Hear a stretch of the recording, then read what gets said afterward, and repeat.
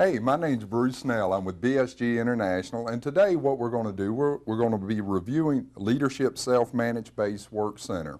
We're now moving into the final part in our Applied Business Science program of base skills. If you're looking at where it says personal appreciation gains participation, it's really kind of interesting. We keep hearing all these things that our people need to be doing. What this is going to focus on here is starting to bring home some issues and some ideas and some thoughts of what we've discovered over these last 11 years that are, by appreciating our people, we're in turn are basically going to be able to get them to participate with us and in the organization of what we're doing and where we're going. So we're going to, again, reinforce a lot of stuff that we talk about and in the previous classes. And what you're going to see, a majority of the stuff, again, and not the majority, all of it's going to come back to the 4 barriers to quality. And when you step back from this, it's really kind of interesting, because when we go into these organizations and do these 2-year training programs, is that they are looking at learning the system and the process. But what's interesting, it's hard to take it and apply it. You can use these skills, I think, is what we've demonstrated throughout this whole thing, how it keeps coming back to building business infrastructure. It keeps coming back to the 4 barriers to quality. It keeps coming back to what we're talking about is the basis of this applied business science. So we're really going to be focusing on the self-directed based work centers, delegating responsibilities. Now, we're not just, again, talking about management. We're talking about all of us here internally within the organization. We're saying here, before we can really successfully start delegating, we need to define those base work centers.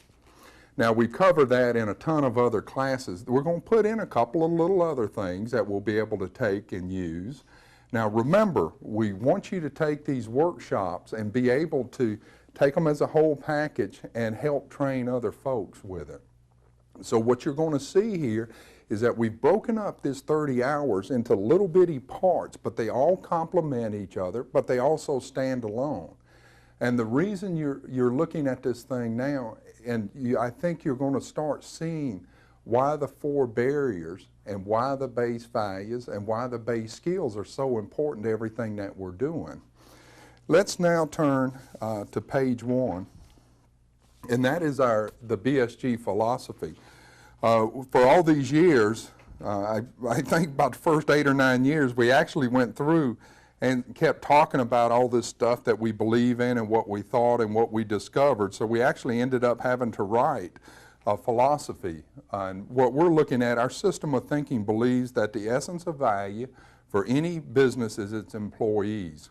If you look at it, 99% of the employee base consist of good people who have the inclination to do what's right and to do good. This belief includes management, leadership, and the business world in general. This is one of the things that we've been talking about throughout the whole series and basically throughout our entire curriculum in this applied business science, is that if you really look at it, the business world in general is in a sense, a leadership, in a position of leadership internally within our country. We're looking at that basically the organizations in turn who we work for are supplying us our living. And then if you turn around and again look at, there's a lot of good companies out there that are doing a lot of good things. But it again just seems that we keep hearing all the negative things about business and about the companies and about the organizations. I want you to ask, how many of y'all out there know someone that's been downsized or outsourced, had their benefits done and cut and all of that? Well, what you're going to see, there's a lot of us, because what has happened, we've really stopped doing everything but focusing on our people. Now what we're doing is coming back around and we're basically starting to give everybody, to retain good employees, everything that we took away. Now look at that over the last few years. So we've gone this whole circle, and usually it is that some dude came in, cut, got their bucks, got their incentives, got their bonus and left. And it's just killing our people. And what we're saying here is that the majority of the folks are good people. And our employees and the personnel inside your organization can literally do anything if we have the written procedure and have some base skills in place that they'll be able to contribute to the organization. As I'm all over the country here, I keep hearing about there's no skilled workers, there's not this, there's not that. But you know what's interesting? I hear all that, but then I go to companies and I see companies even in this time with it's really sometimes hard to get employees. We're doing some stuff with UTech out in Colorado that's a combination like a tech center, and they got all this high-tech stuff that kind of helps between the college and the high school. Well, the kids can't even graduate before they're hiring them out of there because they're saying we can't find. But I go out into the communities in our country and look at a lot of small businesses and a lot of businesses that are big also that have retained people, that have people on the payroll for a long time, that still pays a little more, that still care. And I'm saying there's more. I would say, again, the same ratio, 99% of the businesses out there do what's right. But most of them are doing really what they're doing the best that they can with what they have. And I have yet to see a dishonest, just mean and nasty person that's cheating everybody under the sun stay in business long, if they even get to that point of being a formalized business. And if you look at that, if that person is or that business is a bad business, it's an exception to the rule. But we're almost kind of turned to look that that's kind of the way it is, and it's not. And if you look at, we need to build a solid foundation for continuance and growth of building business infrastructure. This is one of the things that we started seeing 7 or 8 years ago, and that's why we copyright the thing of building business infrastructure, is that in order for the continuance and growth, we have to build the infrastructure internally within the organization.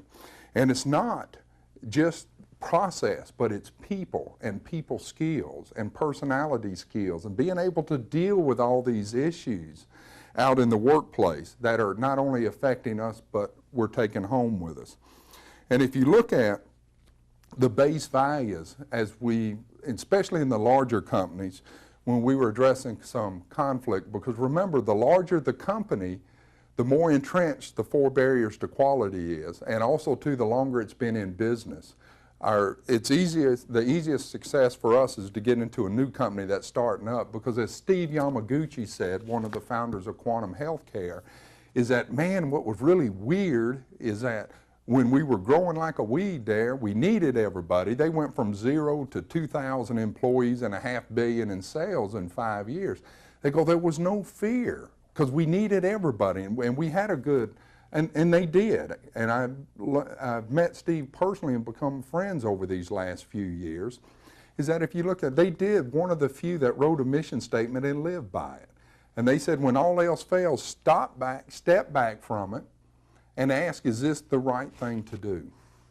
And they were a very successful company. Now it's Steve, they've sold that company, they've done a couple other ones, and he's continuously getting phone calls of people that want to come back and go to work for him. Well, there's a lot of people out there and a lot of good businesses that are there. If you look at, one of the interesting things is that in these companies, we have a tendency to look at it and blame our people. We're saying, we really want you to step back and look at 98% of the problems internally within your organization are due to the 4 barriers to quality. And I really challenge you to look at it where it doesn't apply. And we're saying that the social impact for the worker as we continuously move from an informal to a formal workplace is what we call equality of life. And we're saying we've talked about quality of service, we talked about quality of product, we talked about all this quality stuff, but isn't it amazing over all these years we haven't talked about quality? And we're saying by defining the process and the systems, in turn, we create equality of people through process.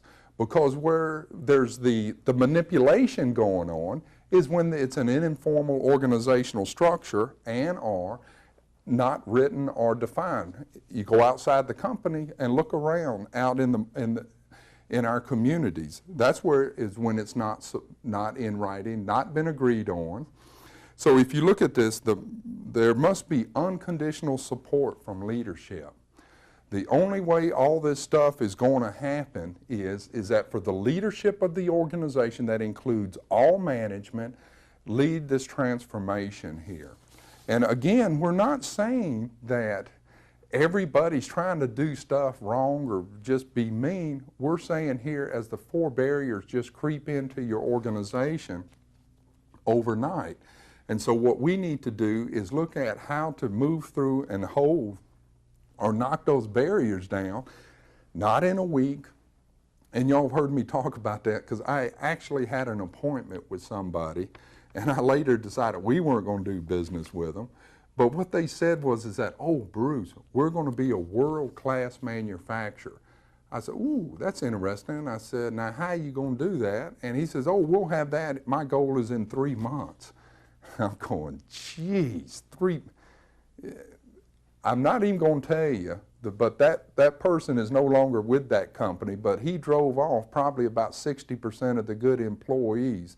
And he was a classic example of cutting line item expenses. He hit every number, every bonus, everything known to civilized man, and the numbers look good, but eventually it'll start creeping up in the organization. That fellow's no longer there, but he drove away the talent out of that organization. And I'm not saying that that person, again, maybe sincerely in their heart, he was doing what's right. But I don't think that person was. I think they had a motive, and that was to get all they could out of it. And that's the disgusting thing for us. We're seeing these things happening in these companies, and we're just going, why? Well, remember, sometimes when there's an informal organization and we don't have a way to address issues, these things evolve. Now let's look on the next page, which is our profile of change and our leadership. We've got a couple of things on here. One of them is that I wanted to look at, as we go through here, the existing way of doing business. And we're saying the existing way of doing business is currently how most organizations are doing business. And we also want to look at, over to the right, of breaking through the 4 barriers to quality. And we're looking underneath that, we're saying an informal existing way of doing business. Over to the right is formal. A formal way of doing business as we build the business infrastructure, focusing in on the 4 barriers to quality. So if you look at this, how in the world are we going to get our organization to become somewhat what we talk about self-managed? And that is, the only way we're going to do that is work on these issues, focus in on the 4 barriers to quality, and that's from building the infrastructure all the way, but also too, we've got to give these base skills to our employees. And again, these base skills, because it's impossible, especially the larger the organization, is to make something happen down beneath the upper structure there, because it's just so big and we're so slow to respond to it. So here we need to build those BaseWork centers, and we also too need to delegate down and give the responsibility and the trust to those frontline people. In an informal organization, we have what we call management. And I'm not that guy that talks about, you know, all the leadership stuff that's out there and all that. All that stuff kind of sounds good, but they never really kind of give you a system on how to do it. Everything we talked about in this ABS program is giving you a system to accomplish everything that we're talking about here. And as you were warned on the brochure and in the advertisement, we're going to constantly reinforce the value of our people in here and focus in on that, because we know if we focus in on that and those base skills, that all this other stuff is going to happen that's going to take care of everything. If you look at management meaning in an informal organization, I'm really kind of managing and holding on to the thing, because in an informal organization, the last time I delegated down, I got my hand slapped, or I was looked bad in front of my boss. So if you look at from the management side of it, in an informal, because it's informal, what in the world are you going to manage? If it's an informal organization, there ain't nothing there to manage. Now let's look at a formal side as leadership. Now what we're looking at is all of these issues all the way down. We're having to take into account the 4 barriers to quality. We're not like saying focus on this barrier, focus. Everything that we're looking at as we're moving through the process of building this infrastructure and working through these 4 barriers, these are the things that we need and that start evolving internally within the organization. So we're saying leadership in a formal organization with the systems and processes and focusing on the 4 barriers, there's leadership. And we're saying not just leadership at the top of the organization, but it's leadership throughout the organization. Why? Because we can lead our job, our BaseWork Center. Our people know how to do their job. We have to give them the tools for success. It's not going to happen any other way than with the leadership giving us the tools, the directions, the responsibility, the trust, all this other stuff that goes with it to make us a success. And when we're saying as we define those BaseWork Centers, in effect, as we're moving through this, we'll become what we call self-managed, self-directed BaseWork Centers. Because everybody around us have agreed on those systems or those processes that now, in effect, we're holding each other accountable. Fred at Marilite, he's the CEO of Marilite Communications, these satellite guys. And Fred actually kind of reviewed the book and talked about that we kind of take the devil horns off of management. And he says, because what happens is, as this program starts setting in, is that it's the employees holding one another accountable. And the thing that happens there is that we all know who that 1% is. And all those things that are making us miserable, but when it's an informal organization, we can't hold it accountable. So in this, we start developing leadership as we formalize how we're doing business. And then we're looking at in the informal, we call it stand fast. Under the existing way of doing business, in an informal structure, we're dug in. And the more we try to push, the more you dig in. And that's what we're saying. Most of the change that has to happen out there, or that does happen, is in fact a forced change. It's a forced change because we've almost gone out of business, and now all of a sudden is we have no other option. Even as bad as it is, most of us don't move, or most of the organizations don't change because it's painful. It's easy, and we can psych ourselves up to deal with the issues and defend and justify everything other than to change. And I'm going to look over to the right. It says concession. In leadership, as we've talked in earlier workshops, takes certain characteristics of character. And we're not just saying because I'm your boss that I'm a leader. What we're saying here is that that leader evolves, and there's a ton of them internally within your organization. We're saying here, we have to be able to make concession or yield to change. And what we're talking about having to do with character. Take the ego out of the deal and deal with the issue and do what's right for each other, do what's right for the organization.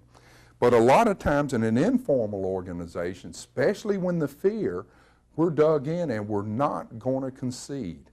When there's less fear, we're working in an informal organization, we'll yield and welcome people bringing us deals and opportunities. We're welcome to say, yeah, let's go fix it. But what happens when somebody brings us something to fix? We get defensive, we either attack the person, and then all of a sudden we're sitting there squabbling over something that has nothing to do with what the original issue was. So the concession here is very important. Remember, as the leader in that organization, in your family, in your community, is that integrity. And that integrity comes with self-worth and with self-confidence and doing the right things day in and day out that build that integrity, and that in turn, as we look through it, the trust and all that other stuff. So it's very important here that we develop ourselves through these base skills, because the majority of our employees, if you look at it, our education, our growth has stopped after high school. The majority of us never went to college. So in effect, that was the only formal learning structure that we had ever been in. So let's say after 18, let's say 18, I don't know, I think we live to be 70 now, or 80 or 109, I don't know what it is. But if you look at it, the majority of our opportunity to learn has just been in those first 18 years. And the majority of it stops after that, not unless we go on to college. But then again, what are we learning in college? What are we learning in junior college?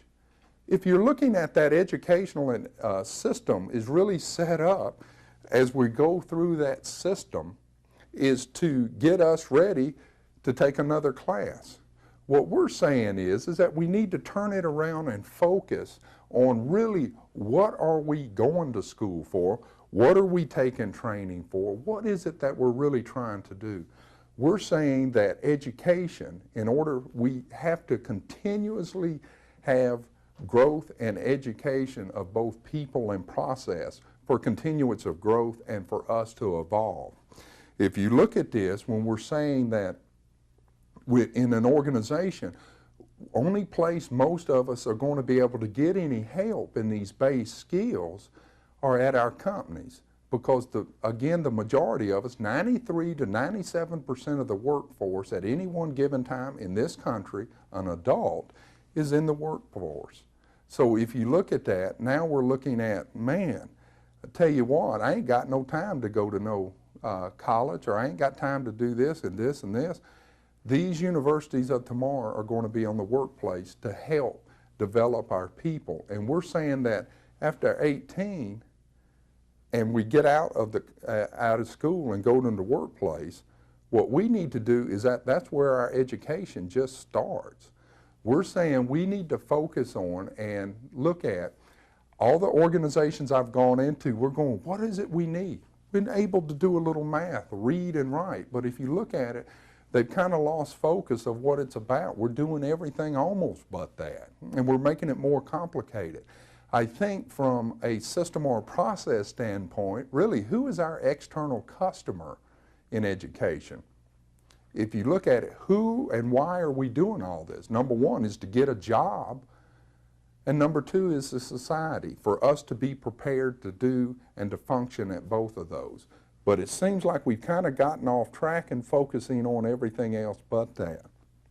So if you look at this profile of change, all this stuff that's going to happen, and as we grow, because most of us get in and get a job, we go to work, we're seeing the same people, doing the same thing, and our opportunity for growth right here and right here is very limited now. And we're saying that we have to look and change our concepts of education and awareness to look at its continual from here on out. That we need to, because as we grow as individuals and people, that's what we're bringing worth, not only to ourselves, but to our communities and to our organizations. If you look at number 3, it talks about won't take a stand. In an informal organization, why do you think we won't take a stand? Because when it's informal, it can go either way. So I'm not going to stick my neck out on it. And so it depends on however and whoever I'm talking to is how I'm going to flow with that thing. So if you look at an informal organization, we're going to sit down and we're not going to take a stand. You're going to ask me something, I'm going to kind of say yes and kind of say no, not commit. Over to the right, in a formal organization, we're going to have commitment. See, and that's the thing that a lot of us can't deal with or have issues dealing with, and that is we can't deal with somebody not giving us an answer or a direction or kind of, tippy-toeing around and kind of not answering. We can deal with, okay, this is what we're going to do, this is how we're going to do it, and make a commitment and stick to it. We can all deal with a good, positive, straight direction, but what we can't deal with is that, y'all have heard of like wishy-washy and all that stuff. I don't know if that's a grown-up word or not, but that's what happens. The deal just continually moves. Now let's look at chaos. In an informal organization, we have chaos. Where the fact is that we're standing fast, we won't take a stand, we dug in, we won't change, and we're trying to manage everything, and I'm working night and day trying to hold it together. And it's like every day we're going in to wrestle this big beast. Here we're looking at, when we're working in an informal organization and a formal structure, is that we have basically consistency. Because by the leadership leading the way, being able to be concession and yield to change, yield to new ideas, new products, new service, new employees, new way of doing things, is that what happens with the commitment starts creating consistency. So when we have commitment, when we get that, you ever heard, just tell me what you want me to do? When we have that and we stick to it, that starts promoting consistency. That brings us to the next step. Over on the left-hand side is that in an informal organization, it's half-truths. Because this is what we're saying, the 1% runs rampant. They're lying their head off. They're going around and affecting 20% of the organization. And what they're doing, they're masters at telling half-truths. Because they can get by with half-truths. Because number one, no one's going to take a stand. It's such a confusion. Anybody here ever had to put out a fire? How many did you have to do today? Not taking a stand, we're not holding that person accountable. So all these things, these half-truths, this half stuff is just killing us internally. Over to the right, we're looking at truthful. Consistency promotes truth. And if you look at it, by being consistent, whether we're talking about at work or at home, consistency promotes truth. And why is that? Because we're starting to believe. And we're starting to believe because of the consistency. You're doing what you say you're going to do. Same thing at home. You know how our kids will push us around until we go, okay, that's it. We're going to do that. But also too, by being consistency, they're starting, in effect, starting to promote truth, that they're believing that when Daddy said you got to be home at 9 o'clock, you're going to be home at 9, because they're going to hold it accountable. They're going to be consistent. They're going to be consistent in their commitments that they make, whether it's attending a football game or attending soccer or a debate or whatever it is. That consistency promotes truth. Let's now look at, over on the other side, an informal organization is suspicion. When we're having all this informal stuff and these 4 barriers are running rampant, y'all think about this. All these things that are boiling around in your organization, we're very suspicious of everything. Why are we suspicious? Half-truths, chaos, won't take a stand, stand fast, I'm dug in, you're not going to change my mind. I'm going to do what I can to protect myself. Because in the informal organization, that's how we've done. We've learned how to survive. So in effect, no matter what's happening internally within the organization, whether it's good or bad or whatever, we're suspicious of it. Now let's say that if we're doing that and taking it, do you think we can shut it off as we go through the door and go home? No, we take that same thing with us, and all of a sudden now we're sitting there going, okay, now why did they get me that nice bathrobe? What are they going to do? They want me to do something else or work out in the yard the weekend? We become suspicious, and guess what? It's like a disease. All this stuff starts filtering through our family. That in turn starts filtering through to our communities. Now let's look at trustful. This is really interesting here. We're saying with leadership that promotes and gives concession, that if it's a good idea, we're going to do what's right and what's best. Then we're looking at, and you have that commitment and follow through that permits and promotes consistency, that in turn starts promoting truth, that promotes trust. Now think about that. Consistency promotes truth, that promotes trust. Now think of all these things that have happened to us in the office here just this week. Of look at the inconsistencies that happen. One day we're doing it, one day we're not. One day I'm held accountable, one day they are, one day's not. All of a sudden we're heroes or we're goats. Now think of all that. So there's no really consistency. So without the consistency, there's no truth. Because what you've said or what you've done hasn't been consistent, so I don't believe. So in fact, what happens? I don't trust. So if you look at it, every time we walk down the hallway, we're looking at it, we're doubting everything that you're saying in an informal organization. As we're building this structure in and we're doing what we're saying, is that we start promoting trust. And that's really what the big issue is. We're trying to gain trust of our employees. Because of the 4 barriers, we've learned to distrust. Now also too, in our organization's defense, We're also bringing a sack of rocks from other organizations, negative influence of the media, some issues back from our home life. So it has really not only just, it doesn't have like everything to do with it has to do with all the stuff around the table and in our environment that's affecting our employees. And we're going, why address this? Well, I'm going to ask you, do you think if we got an unhappy employee, how productive do you think they are? Do you think they're going to come in a little early and do something? Maybe for nothing. We got a ton of employees that put in time. No, they're not going to do anything. So let's look at this, is that if we're suspicious, do you think that's demoralizing? Because if you look at it in an informal organization, everything's suspect and it's demoralizing. All of a sudden we're just eating away at whatever positive thing that might be happening in our life. And let's look at here, over on the other side we have motivating. Why does it become motivating? What do you think when we're moving to a formal organization? What's making it motivating? If you look at this, it's motivating because it's truthful, it's trust, and it's consistency that in turn starts motivating us. How does it start motivating us? Because now we're bringing up ideas and the organizations are responding to it. We're also involved in developing our BaseWork Centers. We're treating each other with respect. We're getting some leadership and direction and structure.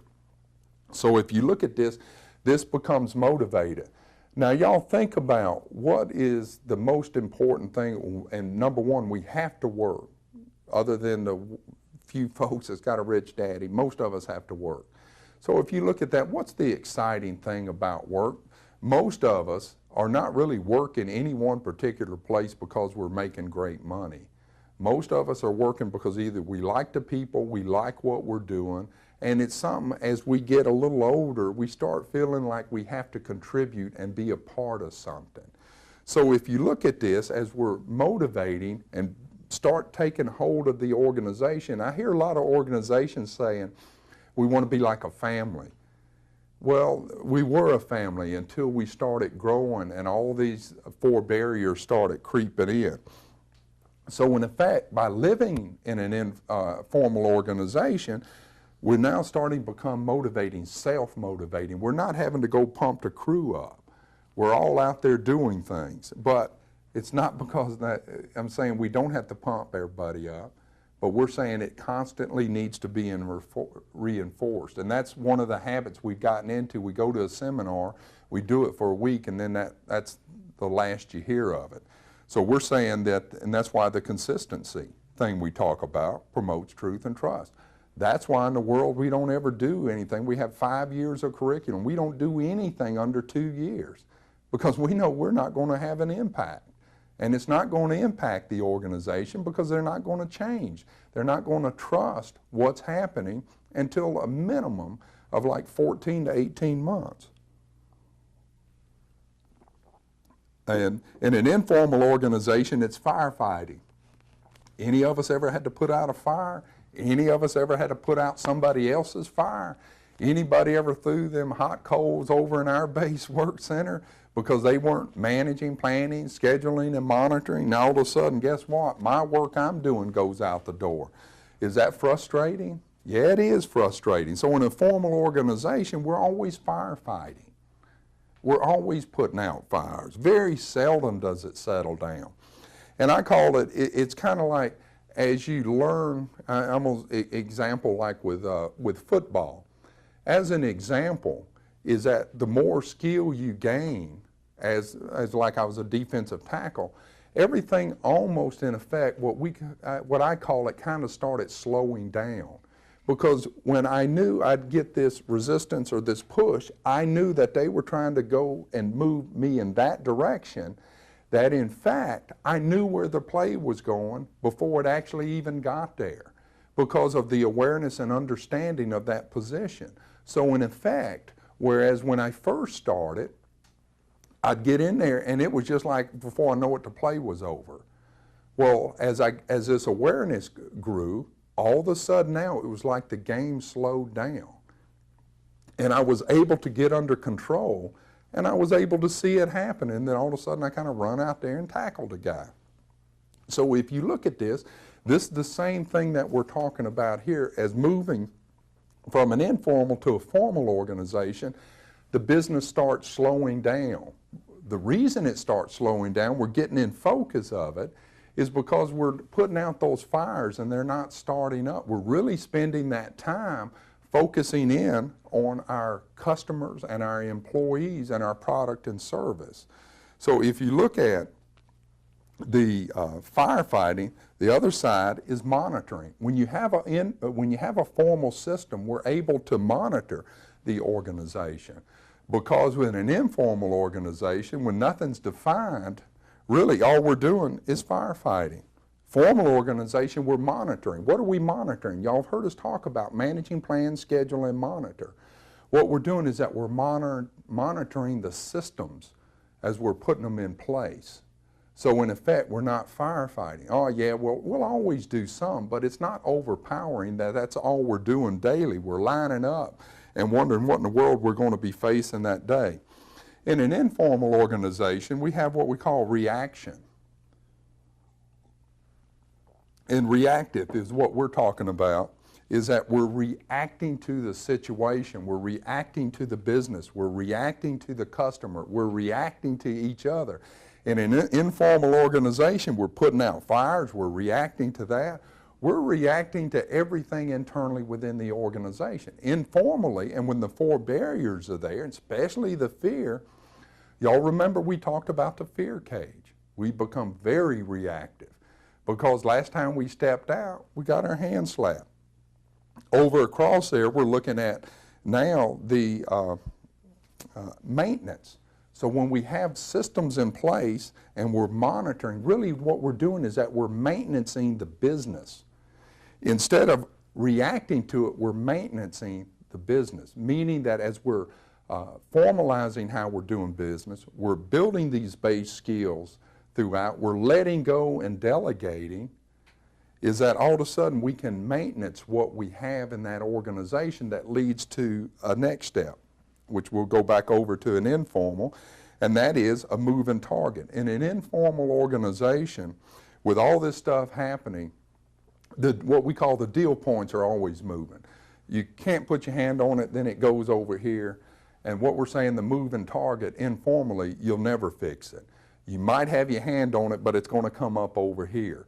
In an informal organization, it's continually moving. And what do? We go to try to put that fire out. We follow it all around, go to every department, every division, whatever, and then we end up over here, and before we find out exactly what happened, we start honing in on it. What do? Another fire comes, and it replaces that one. We ain't even put that one to bed. Then we start the whole loop again. And if you look at it, that's continually what we're doing. That's why a lot of the stress internally within the organization, of the informal organization, because one department doesn't know what the other, or one BaseWork Center doesn't. So if you look at the moving target, over on the other side in a formal is an accountability. Because when you have formalized systems and that you're managing and monitoring those things and maintenance them, is that now you have accountability. Well, we're saying that we hear that our people don't want to be accountable. Our people do want to be accountable. The folks that don't want to be accountable are the 1%. That's when they start squealing the loudest because they've been able to derail anything internally within the organization that's going to hold them boys accountable. If you look at this, the accountability, and go over to status quo. Status quo is that in an informal organization with the existing way of doing business, with the 4 barriers to quality, what we're really doing is that we're not going to do anything, and we've all heard status quo. So we're going to let the deal go because we're not going to step up, get involved with nothing, because nothing's ever really worked out what we've ever tried to do. Now let's look at, on the other side, is improvement. As we're getting the systems, the processes up, working through the 4 barriers, writing procedures, giving base skills, we're now in an accountability mode, and we're also now able to continuously or improve the way that we're doing business. And I think if you look back of what we talked about, all these things that are out there telling us process improve, statistical process control, and all this other stuff, we're again saying, why even go do that or brainstorm for problems until we define our organizational structure? So again, we need to step back and look at how we're doing business in an informal organization. Down at the bottom, we're now looking at, this is interesting, the existing way of doing business informally, we have and call it a new day every day. Now I want you to really think about that. A new day every day in an informal organization is like we have not learned nothing.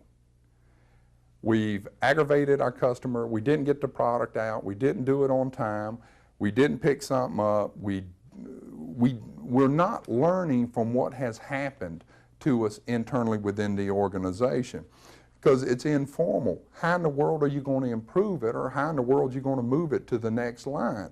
If you look at this, the new day every day, I equate it to somebody like waking up, walking outside and running right into a wall.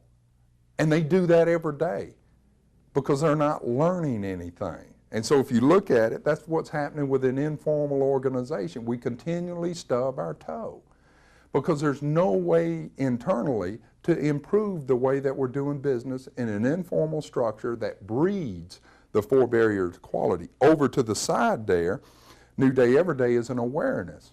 As we're going through and developing our people, our processes, our base skills, and we're living by and understanding the 4 barriers to quality awareness, there does become an awareness.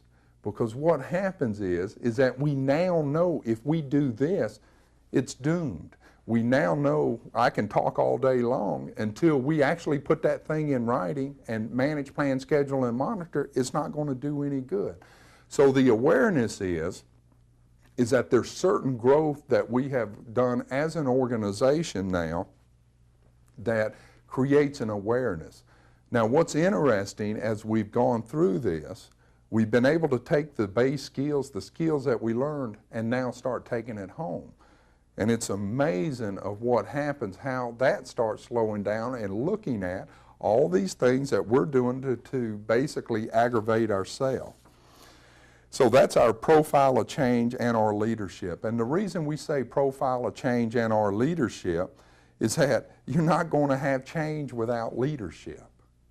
And so the same characteristics, the same things have to take place whether we're changing an organization or we're wanting to promote leadership or a leadership profile.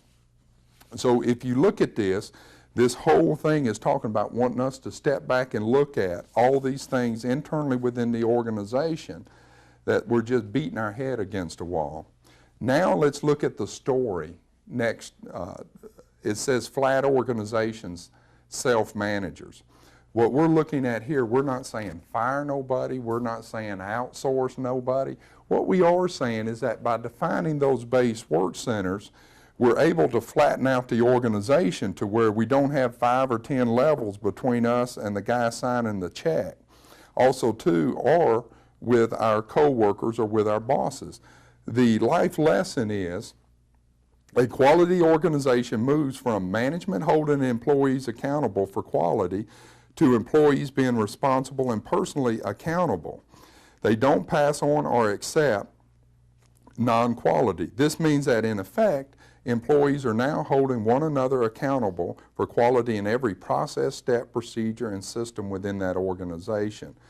So if you look at this, we're saying here by developing the organization, developing the organizational structure, looking at the base skills, teaching and training our employees to basically define how they're doing business, work on some interpersonal skills, we're able now to literally start flattening out the organization. And we're able to really become more focused instead of like having a bunch of these guys or even quality inspectors. We all become quality inspectors. So again, if you look at it, we're able to flatten out the organization now because we become somewhat of self-managed. Because we've learned the skills, the base skills, we've also learned how and have defined our BaseWork Centers that have basically in turn defined the organization. So let's now go to the next story. This is really fascinating to me as we go through this thing. Look at stars shine from within. The life lesson here is even though the sky of an organization is full of stars, they will never shine without the commitment and direction of leadership. We're saying that person that you're probably trying to hire out in the workforce or out there is probably already in your employment. That talent, that star that you are seeking is probably the person 2 bullpens down from you. Because of the 4 barriers to quality, we're not bringing out that number one, that goodness, those skills, that talent. It's really amazing when we start looking at our employees in the company. We're looking at employees that do a tremendous amount of things, not only for their communities, but we find some that are artists and having an exhibit down on Main Street, and we're going like, whoa, man, we didn't know that. Well, if you look at it, there's all kinds of talent internally within your organization. The better we define it, the better we work on moving and getting rid of those 4 barriers to quality, the more these people are going to come up through the organization. So we're saying that the people that you want, are we bringing on a new piece of equipment, or we're introducing a new product or service? You know, the thing that has happened almost at every organization we've ever gone to is that some of the biggest stars in our program over the 2-year period ends up being the receptionist. And it's really kind of weird because it seems like they have usually a very positive personality. They usually know everybody in the organization. They usually know everything that's happening, and they usually have very good organizational skills. So when they get involved into the program, they just start stepping up into the program and start taking a leadership position. And a leadership position, if nothing else, is just doing the best that you can at your job. That in turn starts promoting quality through the organization. Okay, next, let's look at now, if we're looking at defining that BaseWork Center worksheet. This is one of the things we talk about as how are we going to move this accountability? How are we going to get people involved? Is that we need to look at starting to find that work center. We're not saying here that what we got to do is start at this particular workshop. We're just giving you some things that you can apply right now. Now remember, we have other classes now that really get into the BaseWork Center, but we're looking at a little different focus with a little different skills, and we're focusing in on that. But everything that we're doing builds with everything else. So we're saying define BaseWork Center worksheet. If nothing else in your organization, we're asking you to take this, give to your employees or co-workers, and let them start listing what they do throughout the day. And then we want them to mark, is it daily, weekly, monthly, priorities, requirements, or as needed? It's really interesting. These lists get kind of long, and also too what happens, you'll see as needed on there. Why do you think there's a lot of those as needed things? Because we're putting out fires. So literally, our BaseWork Center is not defined that well. So in fact, what is happening as needed, every day it's as needed. We're not focusing in on our BaseWork Center. And really what we're doing is that, again, we're putting out fires. So we're asking you to keep this thing down and keep it at your desk and start defining your BaseWork Center. Now let's look at the next page, which talks about brainstorming for problems or solutions. Because as we get in there and start milling about, we're going to start seeing some issues and some problems, and especially as we're learning the skills to start defining that BaseWork Center. What we did was put this thing in there, and this is a real simple process that we can use, even though, example, we're not necessarily building the BaseWork Centers at this particular workshop. Remember, we're supposed to use everything we've been given here, is that we can take this process and literally start brainstorming for those things that are aggravating the heck out of us at our job. And this is a way that we can start delegating some of these responsibilities. These are the ways that we can start addressing some of the issues pretty quick. if you look at this, it's kind of a part of the 5 steps of problem solving. Number 1 is, what is our problem? So look at this. We're trying to get everybody in the organization involved. We're trying to get everybody to participate. So if you look at this as we start getting in there, and the thing that's frustrating to us is that we got an issue and they're not addressing the issue. We're saying, let's give the base skills, that if it is an issue, give you the tools, the responsibility, and the trust to solve it, and let them go. I've actually had somebody come at me and go, Bruce, man, if they're out there solving problems and going through every department, they ain't going to do their job. And I said, I tell you what, son, if they're going out there and they're defining and working through problems in every department, putting these things to bed, there's about 10,000 other companies that would want to hire that person. Because if you look at it, as this thing starts happening, you're going to have a very small percentage of people that immediately are going to rise and come out. And what they're going to do is that those are the folks you want to build your organization on, because they're stepping out when it's not cool. Now it's going to be cool down the road, and that negative rap is just going to run rampant. But for those folks that get started up front, man, you better find a place for them. But for them to step up, and remember, the 1% ain't going to do nothing. They're just going to sit there and tell you every reason why in the world. You might as well go slam your head against a wall that it ain't going to work. They're going to defeat anything that's positive for their organization or their co-workers. Next we want to do is, what are the problems where we work on? If you look at that, we want to be able to multi-vote to select a problem, reach a consensus agreement on the problem or solution, and then write a problem statement. So if you look at, we're going to brainstorm, select a problem, and basically write a problem statement. Then we're going to ask, number 3, why is the problem happening? Is there a written procedure? Remember, everything we're saying, before we do anything, our first question should be, is there a written procedure? Because how are you going to address anything if there's not a written procedure or a process? It's a moving target again. Okay, brainstorming for the solutions, consensus agreement of the solutions. Very seldom do we have to go to step number 4 or 5, and that's the data collection and display and presentation.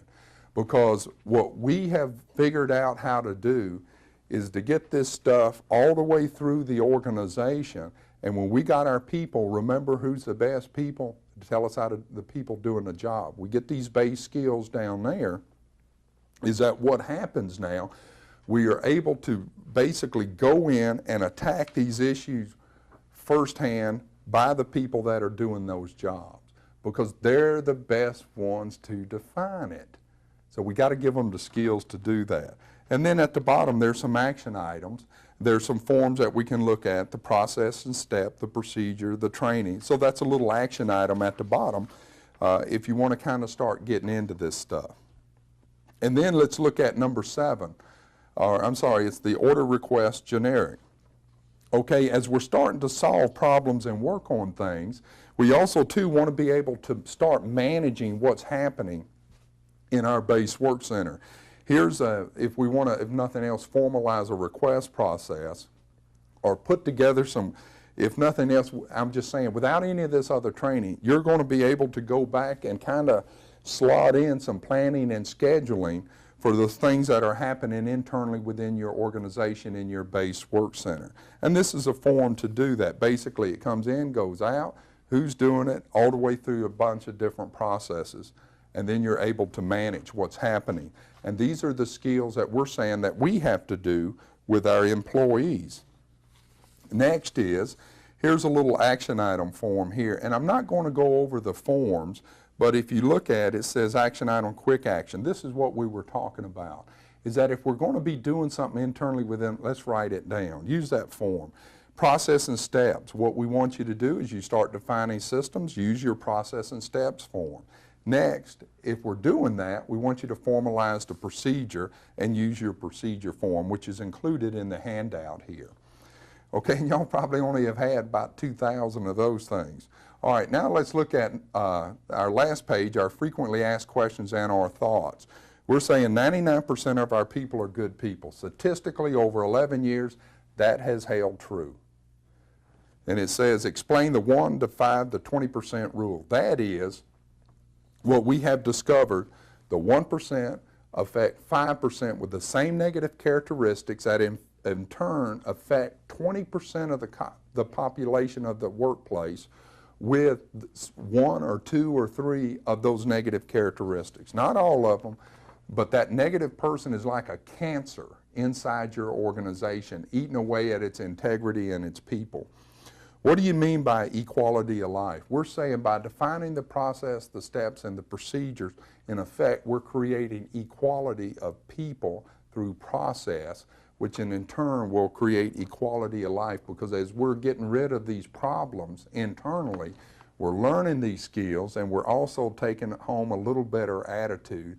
And it's amazing. We've all been tired before, but how we're tired or we're worried or we're stressed of how things just look awful. So what we're looking at here, let's get rid of some of that stuff. Why is consistency so important? Consistency is so important because consistency starts promoting truth that promotes trust. Let's just do, how many times have you heard, let's just do what you say you're going to do. Follow up. And so the consistency in effect starts building discipline. And in order to build that discipline, we have to somewhat have some self-worth, because if we don't have self-worth, we don't have self-discipline. So these are the things that we need to do to build that character and that integrity of what we're saying to become, if nothing else, consistent. I don't care if whatever you do and you commit to it, do it day in and day out, and do it every day. I don't care if you work 9 hours a day, do it every day. If you're going to get up and go to work at 8 o'clock, get up and go to work at 8 o'clock, do it every day. And that's how easily starting some of those positive affirmations start carrying over to a lot of other things that we're doing, having to do with who we are.